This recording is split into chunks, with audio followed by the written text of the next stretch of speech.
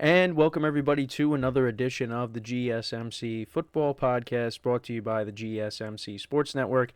As always, I'm your host, Kenneth Grunfelder, and it's great to have you guys here on this Tuesday, March 12th. We have a lot to talk about on the show today. We have a lot to talk about on the show today. Before I get into that, just want to remind you guys, as always, to tip or donate and get your comments recognized. Make sure to go to the following link. That is streamelements.com/gsmcsportsnetwork./tip. I'd said the old link, gsmcpodcast.net. It really helps the show, makes the show more interactive between myself, the host, and you guys, the viewers. Again, that is gsmcpodcast.net. And as always, it is displayed on the ticker on the bottom of the show segment down below. All right, so we gave you the old link and the new link. So make sure to use the new link. Don't listen to what I said. Again, still have that programmed into my brain. I've been good. I almost did it yesterday, avoided it, but just did it now. Again, just so used to saying the old link. But anyways, we have a lot to talk about today. A lot.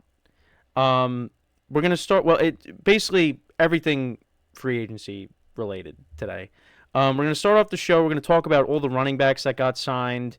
There was a ton of deals, a ton of surprises, some moves that upset me, and we'll get into that. Then we'll talk about Kirk Cousins signing with the Falcons and some other quarterback moves as well. But that was the big deal. Kirk Cousins signing a 4-year deal with the Atlanta Falcons. Then we'll talk about a pair of wide receivers, T. Higgins requesting a trade. We'll also talk about Michael Pittman getting a new deal, some other wide receiver moves as well. Gabe Davis signing with the Jaguars, so we'll get into that. Then in the final part of the show, we're just going to talk about all defense. Big moves there. The Giants making a move, acquiring Brian Burns from the Carolina Panthers. Christian Wilkins signing with the Raiders. I mean, we're going to get into all that. But let's get into all the running backs. So, as you see on the segment title, the two that I put here, one of the surprises was Josh Jacobs signing with the Green Bay Packers. He signed a 4-year, $48 million deal. And for a moment, and I did a short on this, and that was the other thing. I had all my shorts done, scheduled to be posted, and some of them were definitely affected because things happened. For a moment, Packers fans were like, hey, we got Josh Jacobs and Aaron Jones to form, this great 1-2 combination in our backfield. And then a little while later, Aaron Jones ends up getting released. And now he signed I believe it was a 1-year, $7 million deal with the Vikings. So now he's going to be their starting running back. So, yeah, Packers fans were definitely upset about that. But you're getting Josh Jacobs, who is one of the best running backs in the NFL. Did have a down 2023 as opposed to his, big 2022 season. Again, camera's kind of glitching out here, so I just want to fix that really quick. But yeah, I mean, he's one of the best running backs in the NFL. I think he's 26, if I'm not mistaken. So, that was a surprise deal. And on top of that, the Packers, I think A.J. Dillon was a free agent. But yeah, A.J. Dillon wasn't coming back. So you brought in Josh Jacobs and you figured, okay, well, yeah, Josh Jacobs and Aaron Jones, that's going to be a great combination. But they ended up releasing Aaron Jones. I saw that they wanted him to take a 50% pay cut. So I guess the two sides really just couldn't agree on that, and that ultimately led to him being released and going to the Vikings. So you had that. Then the other major move was Saquon Barkley leaving the Giants and signing with a division rival, the Philadelphia Eagles. He gets a 3-year, $37.8 million deal. And listen, I know a lot of Giant fans are upset today. For me, it stings a little bit just because he went to the Eagles, who are a division rival. But at the same time, I think the Giants did the right thing. Saquon Barkley has dealt with a lot of injuries over the course of his career.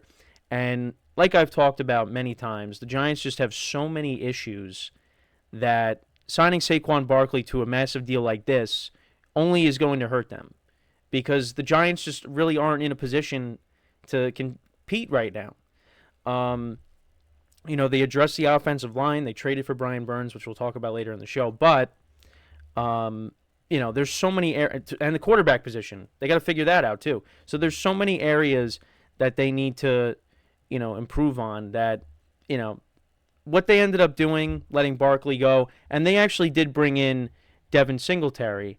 They signed him to a 3-year, $16.5 million contract. Singletary reunites with Brian Daboll, and Singletary's coming off of his best season. He was good with the Texans. Again, he's not Saquon Barkley, but at least the Giants have some sort of replacement for Barkley. And now we'll see there's maybe more moves to be made here, or maybe they're done and they're going to be looking to the draft. So we'll keep an eye on that. So other running back moves as well. Austin Ekeler going to the Commanders. I thought that was interesting. A 2-year, $11.43 million deal. You add him to go along with Brian Robinson. Again, Ekeler is more of a, receiver back. So, he's going to be used a lot in the passing game. He's coming off of a down 2023 season. But, I think to pair him with Brian Robinson, that's not bad. And again, we'll see what the Commanders do at quarterback. They have a lot of cap space, so we'll see if they continue to spend.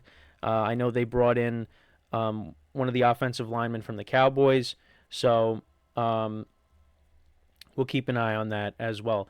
DeAndre Swift actually got the day started. He signed a 3-year, $24.5 million deal with the Bears. I think that's a solid move for them. Swift is coming off of a good year with the Eagles. We still got to figure out what the Bears are going to do with Justin Fields, which we'll go more into in the second segment when we talk about Kirk Cousins and the quarterbacks that got signed, that signed new deals. But, Swift joins a backfield consisting of Khalil Herbert and Roschon Johnson. They had Deontay Foreman last year, but he's not coming back. Swift is an upgrade there. The Bears got themselves a nice backfield. And, again, they got 2 top 10 picks. So, we'll see what they end up doing with both of them. The second pick that they have, they could go offensive lineman. Maybe they draft another receiver to go with DJ Moore and Cole Kmet. But I like the direction the Bears are going in. But now we just got to figure out what they're going to do at quarterback. So another interesting move, Tony Pollard going to the Titans for a 3-year, $24 million deal. It was reported that Derrick Henry was unlikely to return to Tennessee, which we kind of figured. And he's the last big name that's standing right now. So we'll see where he ends up going. There's mutual interest between him and the Ravens, so we'll see if that ends up happening. The Ravens would definitely love to have Derrick Henry just because he's tormented them over the years in the playoff game that they played back at Lamar's first MVP. And then in 2020, the overtime game, Henry scored the game-winning touchdown in that game. But yeah, Tony Pollard, he's coming, another running back that did, have over 1,000 yards rushing, but kind of had a down year as well. We'll see how he fits with the Titans. They also have Tajay Spears there, who they drafted. So it'll be interesting to see how Tony Pollard fits with the Titans. I don't know how I feel about that. I thought he would go back to Dallas, but I guess Dallas just did not want him. And now Dallas right now, they got to figure out what they're going to do with their running back situation. And again, Derrick Henry is out there. So, I know Derrick Henry to Dallas was a rumor as well. But again, as a Giant fan, hoping he goes to the Ravens. That would be fine. Even though that would be at the expense of my dad's Steelers. But we'll keep an eye on that. And then a couple more signings. Gus Edwards going to the Chargers for a 2-year, $6.5 million contract. The Chargers are probably going to address the running back position in the draft. Gus Edwards, stepped up when the Ravens really needed him to. The Ravens dealt with a ton of injuries, at the running back position. They had to bring in Dalvin Cook and Melvin Gordon, and Gus Edwards was at least healthy this year. Justice Hill, J.K. Dobbins, of course, tearing his Achilles. Keaton Mitchell tearing his ACL. and it's gonna be interesting what the Chargers end up doing, because now Eckler's with the Commanders. They could possibly be trading Keenan Allen and Mike Williams. So the Chargers are going to look a little different in 2024. So that was another deal. And then also Antonio Gibson.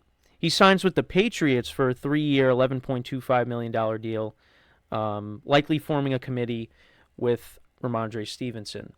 And Stevenson, of course, he got hurt during the year. Gibson, I mean, I remember his 2020. I mean, he had that, he had a couple of good games. And, myself and others thought, okay, Washington has their running back. And then he kind of just, took a step back, and, they draft Brian Robinson, and he kind of took over as the lead back, and Gibson kind of, phased out. He was returning kicks, I think. They're playing him on special teams. So now he goes to New England, and, we'll see how that goes. But they had another weapon there to go along with Ramondre Stevenson. So, yeah, running backs, they went nuts yesterday. I thought the biggest surprise for me was Josh Jacobs going to the Packers. I feel like that one just came out of nowhere. You kind of heard about Barkley, and the Eagles having interest in each other. So, I was hoping that wasn't going to be the case. I hope he ended up with the Texans, but yeah, that's another team. We'll see what the Texans end up doing. Because a lot of the running backs are gone. Singletary, who, did a nice job for them, he's now with the Giants. I mean, Dameon Pierce, in his second season, he took a step back. So we'll see what they end up doing. I mean, I guess maybe the draft, or we'll see. Maybe they swoop in and get Derrick Henry. Also, actually, more running back news, now that I just thought about it. So the Bengals, they ended up cutting Joe Mixon, and they signed Zach Moss. I'll get you the specifics of that deal as well. I almost forgot to mention that. Because there were some rumors out there that Joe Mixon was going to get cut, and he tweeted about it. But yeah, they ended up releasing him, and they signed Zach Moss to a 2-year, $8 million contract. So they're going to pair him with Chase Brown. That's going to be the duo going into next year. And Zach Moss did a nice job when Jonathan Taylor was out the first couple of games. And obviously the Bengals, they have some things they got to work out, which is something we'll talk about later in the show regarding T. Higgins. So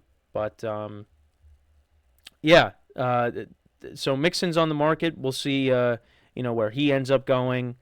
I'm sure there's a team that's going to pick him up. I don't think he's going to be the lead back. It's, wherever he ends up, it might just be like a committee type thing. But yeah, that was another running back move. But, Aaron Jones getting released by the Packers, and immediately you saw the Vikings had interest, so that was going to happen. So they swooped in and picked him up. So, yeah, but, I mean, yesterday, and that was only day one. I mean, everything that could happen happened, So, but, yeah, this is only the first segment. We still got 3 more segments to talk about. We got a lot of defensive guys that got signed, and, guys requesting trades, and quarterbacks. There's a lot. And it's great. And we'll talk about, more stuff, throughout the week. This isn't going to be the only day that I just talk about these signings and then just not talk about them the rest of the offseason. We're going to go through them. We'll go through certain teams and what they did. Because the Packers, getting Josh Jacobs, and also, we'll talk about it later in the show, getting Xavier McKinney from the Giants. Safety was an issue for them, and they brought him in. They had a great day. The Falcons getting Kirk Cousins, which we will talk about in the next segment. That was good for them. There's a lot of things that we could talk about. But, so we're just getting started here. When we come back from our first break of the show, we will discuss Kirk Cousins signing with the Falcons, what that means, how does that impact the NFC South, and we'll talk about some of the other quarterback signings as well. So, with that being said, stick around, and we'll be right back here on the GSMC Football Podcast.